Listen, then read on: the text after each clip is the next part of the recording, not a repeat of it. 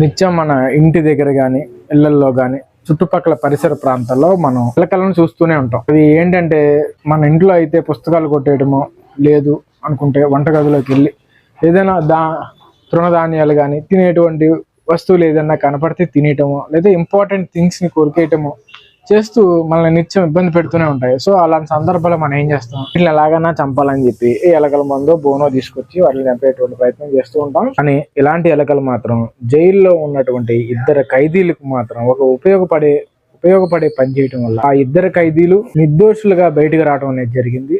అది ఎక్కడ అంటే జార్ఖండ్ రాజధాని అయినటువంటి పరిసర ప్రాంతాల్లో నమ్కుమ్ అనేటువంటి ఒక పోలీస్ స్టేషన్ పరిధిలో పోలీసు వారు ఒక ఇద్దరు వ్యక్తుల పైన అక్రమ మాదక ద్రవ్యాల కేసుని, అంటే డ్రగ్స్ కు సంబంధించిన కేసుని వాళ్ళ మీద నమోదు చేసి వాళ్ళిద్దరిని అరెస్ట్ చేయడం అనేది జరిగింది. సో ఆ ఇద్దరు పట్టుబడినప్పుడు పోలీసు వారు ఏం చేశారంటే 675 కేజీల నల్ల మందు, అంటే కొన్ని చోట్ల ఓపియం అని అంటారు, లేదా కొన్ని చోట్ల దోడా పౌడర్ లేదా దోడా పొట్టు అని చెప్పి కూడా అంటారు ఈ నల్ల మందుని.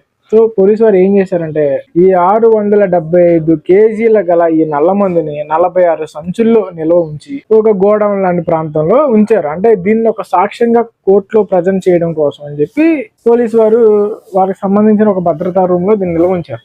సో ఇప్పుడు 2019లో వాళ్ళని అరెస్ట్ చేసి ఈ 5 సంవత్సరాల తర్వాత, అంటే ఈ నేటికి 2026లో కోర్టులో వాళ్ళని హాజరుపడటం అనేది జరిగింది. సో జడ్జి వారు ఏం చేశారంటే సాక్ష్యాధారాలు ప్రవేశపెట్టమని చెప్పి పోలీసు వారిని అడగడం అనేది జరిగింది. సో పోలీసు వారు ఏం చేశారంటే వాళ్ళ దగ్గర ఉన్న సాక్షి సంతకాలు కానీ సాక్షులను కానీ ప్రవేశపెట్టడం జరిగింది, కానీ సాక్ష్యంగా ఏదైతే సేకరించారో ఆ ఆధారాన్ని మాత్రం కోర్టులో ప్రజెంట్ చేయలేకపోయారు. అది ఎందుకు అంటే పోలీసులు ఏదైతే ఈ 676 కేజీల గల నల్ల మందుని 46 సంచుల్లో నిల్వ ఉంచారో వాటంతటిని కూడా ఎలుకలు తినేసేయని చెప్పేసి సాక్ష్యాధారాలు చూపించలేమని చెప్పి జడ్జి వారికి విన్నవించడం అనేది జరిగింది. సో జడ్జి వారు ఏం చేశారంటే కేసుని అన్ని కోణాల్లో పరిశీలించి సాక్ష్యాధారాలు లేనందువలన ఈ కేసును కొట్టేస్తాం అనేది జరిగిందని, ఆ ఇద్దరిని నిర్దోషులుగా వదిలేస్తున్నామని చెప్పి కోర్టు వారు ప్రకటించడం జరిగింది. సో దీంట్లో ఏంటంటే చాలా మందికి అపోహలు ఉన్నాయి. ఏంటి ఈ 676 కేజీలు నల్ల మందుని ఎలకలు తినేస్తాయా అనేటువంటి కోణంలో కూడా చాలా మంది